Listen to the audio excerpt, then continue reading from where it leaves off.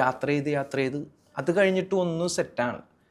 അവസാനം ഞാൻ ഫ്ലോറിഡയിൽ വർക്ക് ചെയ്യുന്നു, നോർത്ത് കരോളിനയിൽ വർക്ക് ചെയ്യുന്നു, വീണ്ടും നെബ്രാസ്കയിൽ വർക്ക് ചെയ്യുന്നു, ന്യൂജേഴ്സിയിൽ വർക്ക് ചെയ്യുന്നു, ന്യൂയോർക്കിൽ വർക്ക് ചെയ്യുന്നു, ചിക്കാഗോയിലെത്തുന്നു.